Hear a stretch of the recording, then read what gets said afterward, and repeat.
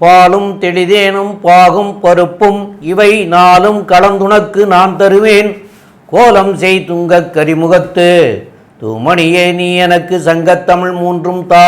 முஷிவான மோதகஸ்த சாம்பரகர்ண விளம்பித சூத்ர வாமனரூப மகேஸ்வரபுத்திர விக்ன விநாயக பாதநமஸ்தே.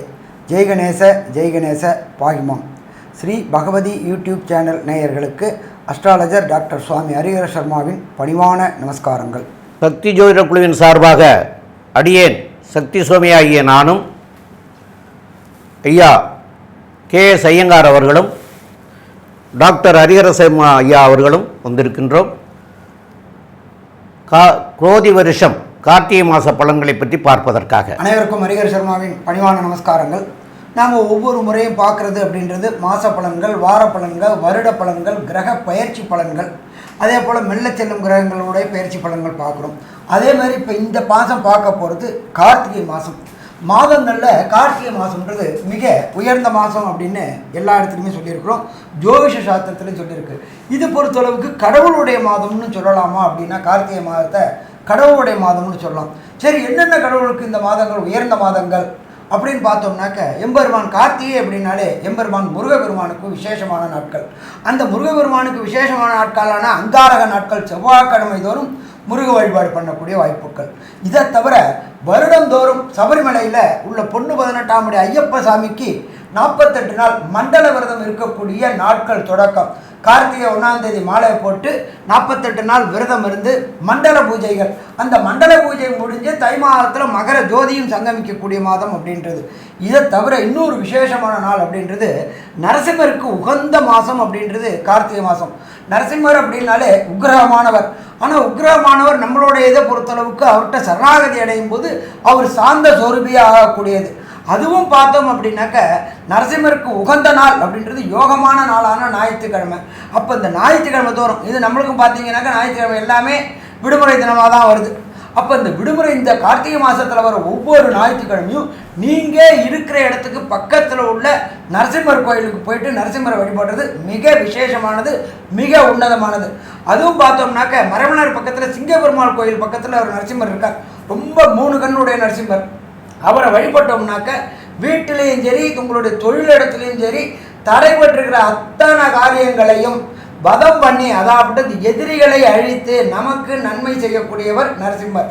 எல்லாரும் சொல்லுவாங்க உக்ரகமான சுவாமி படத்தெல்லாம் வீட்டில் வைக்கக்கூடாது அப்படிம்பாங்க. ஆனால் நரசிம்மரை வைக்கலாமா? நரசிம்மரை வைக்கலாம். நரசிம்மரை வச்சு வழிபடலாம்.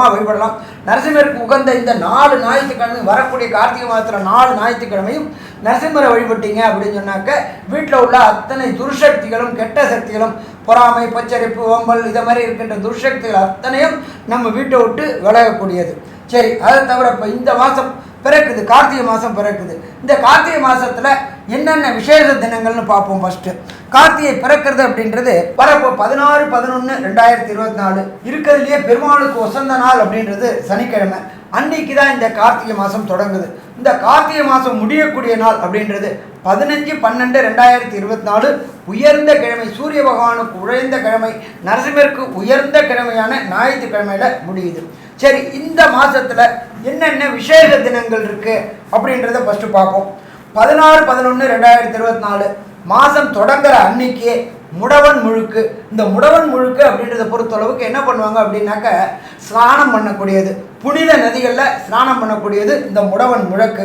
அதுக்கு அடுத்தது சந்திர பகவானுக்கு சங்கடங்களை விளக்கிய நாளான சங்கடகர சதுர்த்தி 19/11/2024. இதை தவிர 23/11/2024 சனிக்கிழமை வாஸ்து நாள். இப்போ பொறுத்தளவுக்கு நம்மளோட ஜோதிட சாஸ்திரத்துலேயும் சரி வாஸ்து அப்படின்றது இப்போ மிக பிரமாண்டமாக வந்துகிட்டு இருக்கு. வருஷத்துக்கு 8 முறை தான் வாஸ்து புருஷன் நித்திரை விடுவார். அந்த 8 நாளில் ஒரு நாள் அப்படின்றத பொறுத்தளவுக்கு இந்த கார்த்திகை மாதம் வருது. இந்த வாஸ்து நாளில் பார்க்கும்பொழுது அதில் அமாவாசை, பௌர்ணமி, அஷ்டமி, நவமி, ராகுகாலம், யமகண்டம் இது எதுவுமே பார்க்க வேண்டாம். அந்த வாஸ்து நேரமான அந்த 36 நிமிஷத்தில் வீடு கட்டுறதுக்கு உண்டான மனை பூஜை போட்டாச்சு அப்படின்னா எந்த விதமான தங்கு தடையும் பொருளாதாரத்தில், மெட்டீரியலில் எந்த விதமான பிரச்சனையும் வராத உகந்த நாள் வாஸ்து புருஷன் நித்திரை விடும் நாள். அந்த நாள் 23/11/2024 சனிக்கிழமை.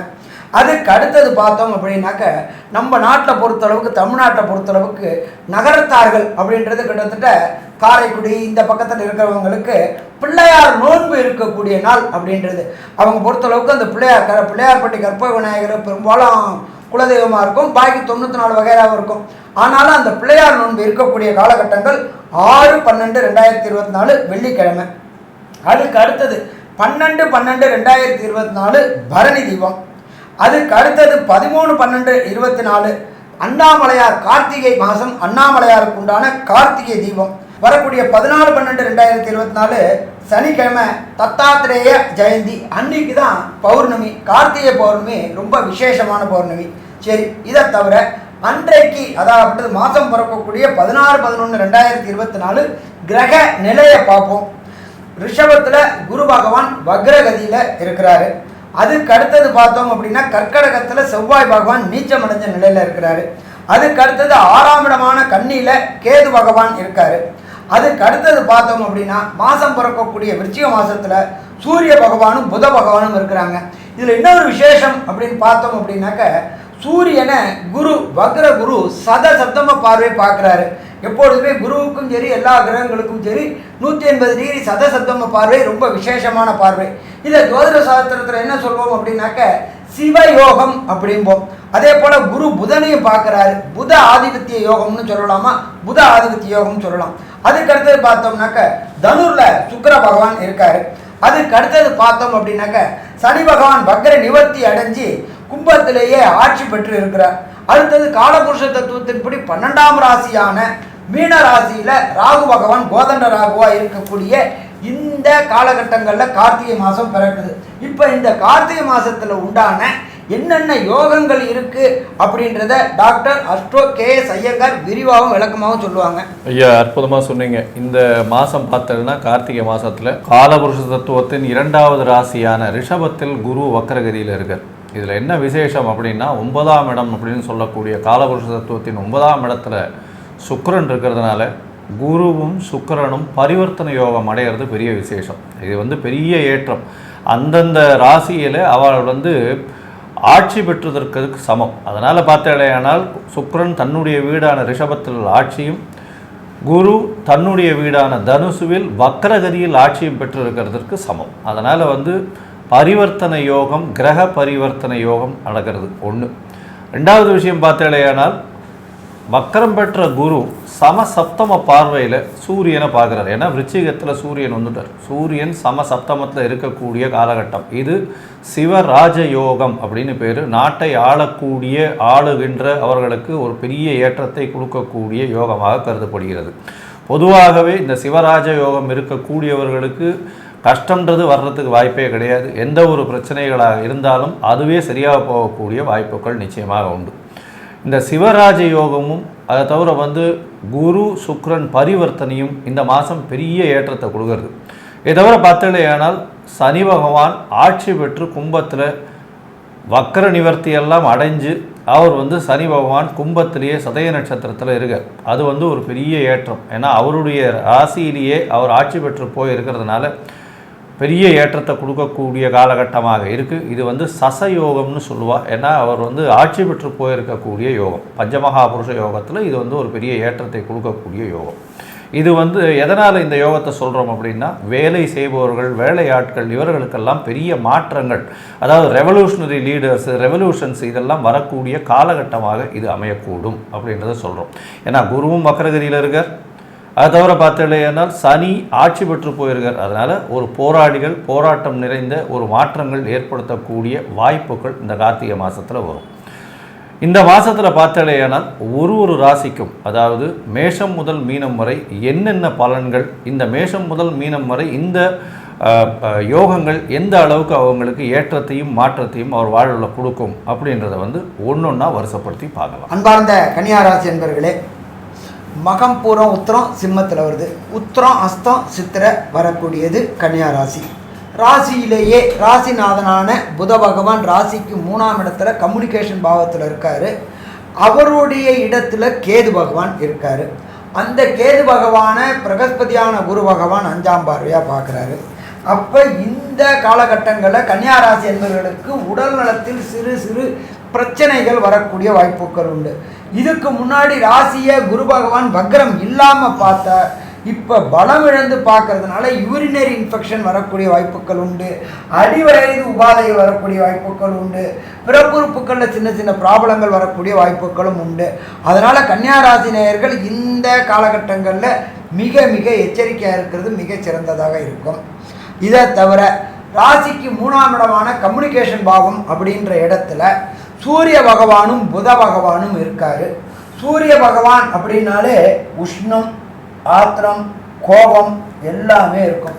சிறு சிறு காரணங்களுக்காக கோபப்படக்கூடிய வாய்ப்புகள் உண்டு. அதனால் பிரச்சனைகள் வரக்கூடிய வாய்ப்புகள் உண்டு. அதனால் இந்த காலகட்டங்களில் எச்சரிக்கையாக இருந்தால் பிரச்சனைகளை தவிர்க்கலாம். தேவையற்ற வாதம், தேவையற்ற விதாண்டாவாதத்தை தவிர்ப்பது ரொம்ப ரொம்ப சிறந்தது. என்ன ஒன்று அங்கேயே ராசிநாதனும் இருக்கிறதுனால பிரச்சனைகளை தவிர்க்கக்கூடிய வாய்ப்புகள் உண்டு. இதை தவிர பார்த்தோம் அப்படின்னாக்க இந்த காலகட்டங்களில் 9ஆம் இடத்துல நம்மளோட ஜோதிட சாஸ்திரத்தில் என்ன சொல்லியிருக்கிறோம், அகப்பட்டவனுக்கு அஷ்டமத்தில் சனி, ஓடி போனவனுக்கு 9ல் குரு. இந்த 9ல் குரு இருக்கிறதுனால பதவி, புகழ், அந்தஸ்து கிடைக்கக்கூடிய வாய்ப்புகள் உண்டு. உயர்கல்வி படிக்கக்கூடிய கன்னியாராசியைச் சேர்ந்த மாணவர்களுக்கு உயர்கல்வி படிக்கக்கூடிய வாய்ப்புகள் உள்ளூர், வெளியூர், வெளிமாநிலம், வெளிநாட்டில் கிடைக்கக்கூடிய வாய்ப்புகள் உண்டு. உங்களுக்கு ராசிக்கு சதசப்தமத்தில் ராகு பகவான் இருக்கிறதுனால கணவன் மனைவிக்குள்ளார கருத்து வேறுபாடுகள் ஏற்படக்கூடிய வாய்ப்புகள் உண்டு. அதனால் கொஞ்சம் விட்டு கொடுத்தோம்னா கெட்டு போவதில்லை, கெட்டு போகணும்னு நினச்சா நாம் விட்டு கொடுக்க போவதில்லை. அதனால் நாமளே விட்டு கொடுத்துட்டோம் அப்படின்னாக்க கணவன் மனைவிக்குள்ளார உண்டான பிரச்சனைகள் அத்தனையும் விலகக்கூடிய வாய்ப்புகள் உண்டு. இதை தவிர தொழில் பார்ட்னர் செய்யக்கூடியவங்க, கன்னியாராசியை சேர்ந்த தொழில் பார்ட்னர் செய்யக்கூடியவங்களுக்கும் சிறு சிறு பிரச்சனைகளையும் சிறு சிறு ஏமாற்றங்களையும் சந்திக்கக்கூடிய வாய்ப்புகள் உண்டு. ஆனால் தொழில் நல்லா இருக்குமா, தொழில் நல்லா இருக்கும். உங்களோட முயற்சி நல்லா இருக்குமா, உங்களுடைய முயற்சி நல்லா இருக்கும். இதை தவிர 6ஆம் இடத்துல ஆட்சி பெற்ற சனி பகவான் கடந்த காலகட்டங்களில் 4/11/2024 வரலும் அவர் வக்ரம் பெற்றிருந்தார். 6ஆம் இடத்துல சனி பகவான் இருந்தாலே அதீத தைரியம் கொடுக்கும். வேலைக்கு இத்தனை நாளாக முயற்சி பண்ணிட்டு இருந்த கன்னியாராசி என்பவர்களுக்கு நல்ல வேலை கிடைக்கக்கூடிய வாய்ப்புகள் உண்டு. அரசு தொடர்புடைய உத்தியோகத்துக்கு முயற்சி செய்துட்டு இருக்கிறவங்களுக்கு அரசு தொடர்புடைய வேலைகள் கிடைக்கக்கூடிய வாய்ப்புகளும் உண்டாகும். அப்போ இந்த காலகட்டங்களை பொறுத்தளவுக்கு கன்னியாராசி என்பவர்களுக்கு யோகமான காலகட்டம்னு சொல்லலாமா, யோகமான காலகட்டம்னு சொல்லலாம். சரி, இதை தவிர இந்த காலகட்டங்களில் எல்லா காலகட்டங்கள்லையும் வராது. இந்த சூரிய பகவான் விருச்சிகத்துக்கு வர்றது கார்த்திகை மாதம். இப்போ குரு பகவான் இருக்கிறது ரிஷபத்தில் இருந்துட்டு சதசப்தமாக பார்வை பார்க்குறார். அதுக்கு பேர் சிவராஜ யோகம்னு பேர் ஒன்று. அதுக்கு அடுத்தது புத ஆதிபத்திய யோகம்னு பேர். அடுத்தது 6ஆம் இடத்துல ஆட்சி பெற்ற சனி வக்ர நிவர்த்தி ஆன காரணம் பேர் தசயோகம்னு பேர். இந்த 3 யோகமும் கன்னியாராசி என்பவர்களுக்கு என்னென்ன நற்பலன்களையும் என்னென்ன கெடுபலன்களையும் தருவார் அப்படின்றத நம்மளுடைய அஸ்ட்ரோ கேஎஸ் ஐயங்கார் அவங்க விரிவாகவும் விளக்கமாகவும் சொல்லுவாங்க. ஐயா, அற்புதமாக சொன்னீங்க. அதாவது கன்னியாராசிக்காரர்களை பொறுத்தவரையிலும் இவ்வளவு நாளாக ஒரு கிட்டத்தட்ட ஒரு 6-7 வருஷமாகவே மிகப்பெரிய பிரச்சனைகள் இருந்துகிட்ருக்காங்க.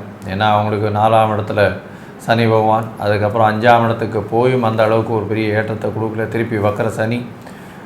ஆனால் இப்பொழுது 6ஆம் இடத்தில் சனி பகவான் வக்கர நிவர்த்தி அடைந்து 5ஆம் அதிபதி 6ஆம் இடத்துல இருக்கிறது விசேஷம். இதன் மூலியமாக பார்த்தாலேயானால் உங்களுக்கு புதிய வேலை கிடைக்கக்கூடிய வாய்ப்பும் வேலையில் ஏற்றமும் இருக்கக்கூடிய காலகட்டமும் நிச்சயமாக உண்டு.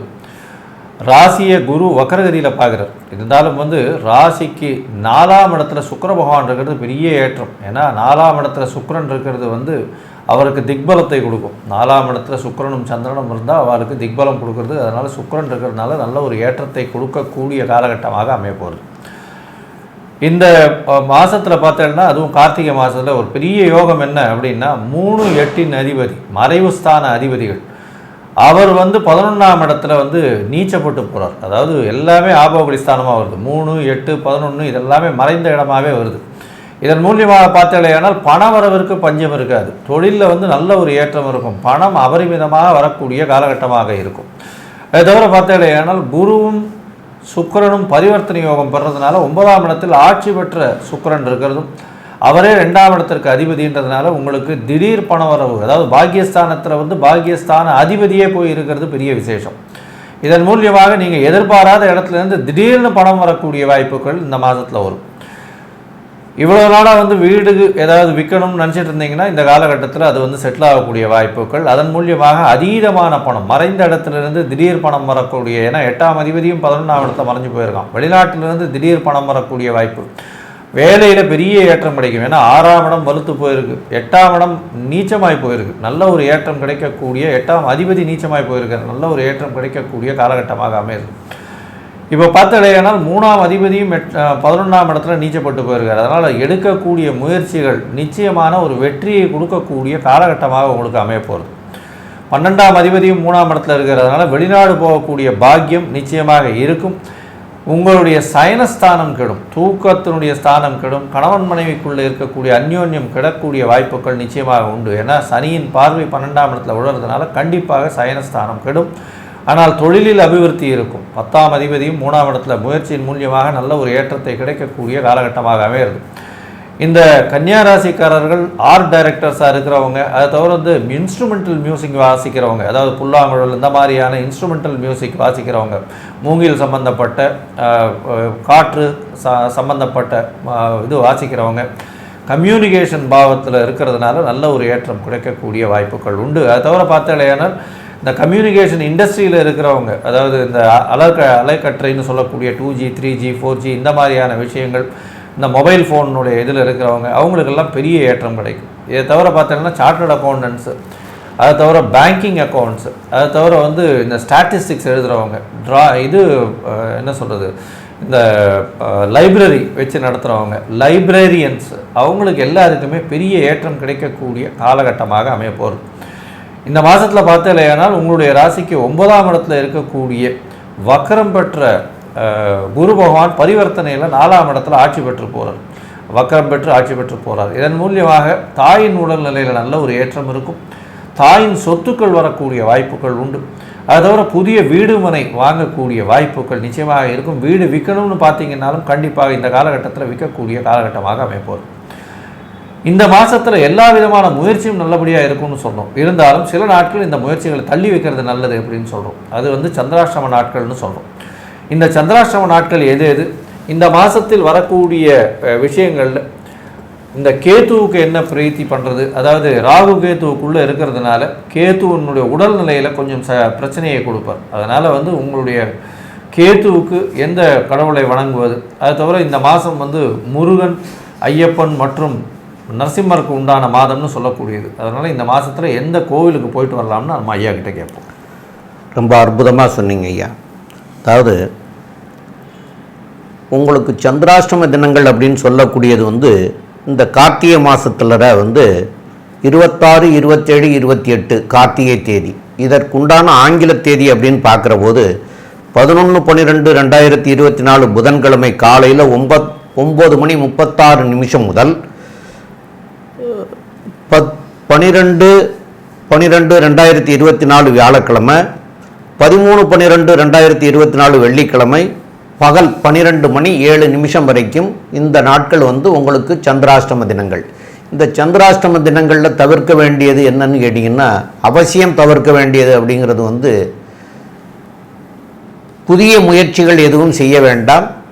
வம்பு வழக்குகள் இருந்ததுன்னா அதுக்கு வந்து இந்த தேதிகளை வந்து மாற்றி தள்ளி போடுறது நல்லது. இந்த அதே மாதிரி இந்த இந்த இந்த தினங்களில் வந்து யார் என்ன சொன்னாலும் அதற்கு வந்து சரியான பதில்களை இப்போவே சொல்லாமல் அதுக்கு ஆமாம் சரி அப்படின்னு ஒரு வார்த்தையில் விட்டு கொடுத்துட்டு போகிறது தான் நல்லது. இல்லைன்னா அதனால் வந்து பிரச்சனைகள் அதிகமாகி விபரீதங்கள் ஆகக்கூடிய வாய்ப்புகளும் உண்டு. அதனால் வந்து இந்த தினங்களை புதிய முயற்சிகளை தவிர்க்கிறதும் இந்த மாதிரி உள்ளதுகளையும் தவிர்க்கிறதும், அது போக பிரயாணங்களை தவிர்க்கிறதும் அவசியம்.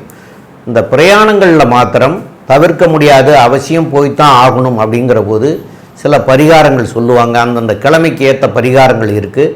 அந்த பரிகாரங்கள் என்னங்கிறத தெரிஞ்சுட்டு அதை பண்ணிவிட்டு பிரயாணங்கள் மாத்திரம் செஞ்சுக்கிறங்க. தவிர்க்க முடியாத பிரயாணம், மற்றபடி இந்த மாதத்தில் உங்களுக்கு ஐயா சொன்னது மாதிரியா எல்லா கிரகங்களும் அதாவது குரு செவ்வாய் இவங்க 2 பேரை தவிர பார்த்தீங்கன்னா இந்த உங்களுடைய ராசியிலேயே கேதுவும் 7ஆம் இடத்துல ராகுவும் இருக்கிற காரணத்தினால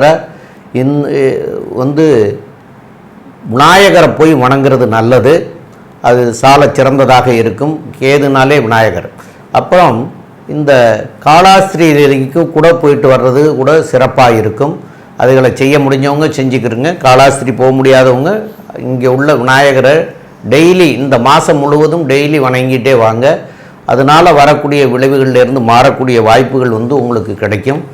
அதுகளை பண்ணிக்க வேண்டியது. மேலும் உள்ள விவரங்களை பற்றி நம்முடைய டாக்டர் KS ஐயங்கார் அவங்க சொல்லுவாங்க. ஐயா, அற்புதமாக சொன்னீங்க. அதாவது கன்னியா ராசிக்காரர்களுக்கு மிகவும் ஏற்றமான மாதமாக இந்த மாதம் அமைய போகிறது. ஏன்னா 6ஆம் இடத்தில் இருக்கக்கூடிய சனி பகவான் எல்லா விதமான ஏற்றத்தையும் கொடுக்க போகிறார். போட்டி, பொது போட்டி, எந்த ஒரு விஷயத்திலையும் வெற்றி உங்களுக்கு வந்தே தீரும். ராசிக்கு சமசப்தமத்தில் ராகு பகவான் இருக்கிறதுனால வெளிநாடு, வெளியூர், வெளிமாநிலம் சம்பந்தமாக நல்ல ஒரு ஏற்றமான செய்தியும் பார்ட்னர்ஷிப்பில் சற்று பின்னடைவும் இருக்கக்கூடிய காலகட்டமாக அமையப்போகிறது. ராசிக்கு 4ஆம் இடத்துல சுக்கிரன் திக்பலம் அடைகிறது பெரிய விசேஷம். இதன் மூலியமாக புதிய வீடு மனை வாங்கக்கூடிய பாக்கியமும் பரிவர்த்தனை யோகத்தில் நல்ல ஒரு ஏற்றமும் கிடைக்கக்கூடிய காலகட்டமாக அமையப்போகிறது. திடீர் பணவரவு வரும். பணவரவுக்கு பஞ்சம் இருக்காது. வெளிநாடு, வெளியூர் போகக்கூடிய பாக்கியம் வரும். தந்தையின் உடல்நிலையில் நல்ல ஒரு ஏற்றம் இருக்கும். தாயின் உடல்நிலையில் நல்ல ஒரு ஏற்றமும் மாற்றமும் இருக்கக்கூடிய காலகட்டமாக இருக்கும். தந்தையின் உடல்நிலையில் சற்று ஏற்றங்கள் கம்மியாக இருந்தாலும் மருத்துவத்தின் மூலியமாக நல்ல ஒரு ஏற்றத்தை கொடுக்கக்கூடிய காலகட்டமாக அமையப்போகிறது. உங்களுடைய ராசிக்கு பார்த்தலையானால் படிக்கக்கூடிய மாணவர்களுக்கு நல்ல ஏற்றம். போட்டித் தேர்வில் வெற்றி பெறக்கூடிய வாய்ப்புகள் நிச்சயமாக உண்டு. அதை தவிர பார்த்தலையானால் வெளிநாடு, வெளியூர் போகக்கூடிய பாக்கியம் நிச்சயமாக கிடைக்கும். பண வரவிற்கு பஞ்சம் இருக்காது. இந்த கன்னியா ராசிக்காரர்களுக்கு இவ்வளவு நாள் பிரச்சனைகள் இருந்தவங்க எல்லாருக்குமே பெரிய மாற்றங்கள், புதிய வேலை கிடைக்கக்கூடிய பாக்கியமும், வேலையில் ப்ரமோஷன் கிடைக்கக்கூடிய பாக்கியமும், வேலையின் மூலியமாக ப்ரமோஷன் மூலியமாக உங்களுக்கு அதிகமான வரவுகள், சம்பள வரவுகள் வரக்கூடிய பாக்கியமும் இந்த மாதம் உண்டு. தொழிலில் பார்த்தலையானால் புதிய முயற்சிகள் உங்களுடைய தொழிலில் பெரிய மாற்றத்தை ஏற்படுத்தக்கூடிய காலகட்டமாக அமைப்போம். மொத்தத்தில் பார்த்தோம்னா இந்த கன்னியா ராசிக்காரர்களுக்கு நல்ல ஒரு ஏற்றமான மாதமாக இந்த குரோதி வருஷம் கார்த்திகை மாதம் அமைகிறதுன்னு இந்த சக்தி ஜோதிட குழு சொல்லுது. நன்றி, நமஸ்காரம். ஸ்ரீ பகவதி யூடியூப் சேனல் பார்த்த அன்பர்களுக்கு நன்றி. இதே போன்று ஆன்மீக தொடர்புடைய, ஜோதிட தொடர்புடைய தகவல்களை தொடர்ந்து நீங்கள் பெற ஸ்ரீ பகவதி யூடியூப் சேனலை சப்ஸ்கிரைப் செய்யுங்கள். மற்றும் அருகில் உள்ள பெல் ஐக்கானை அழுத்தினீர்கள் என்றால் தொடர்ந்து என்னுடைய சேனலை பார்க்க முடியும். நன்றி, நமஸ்காரம்.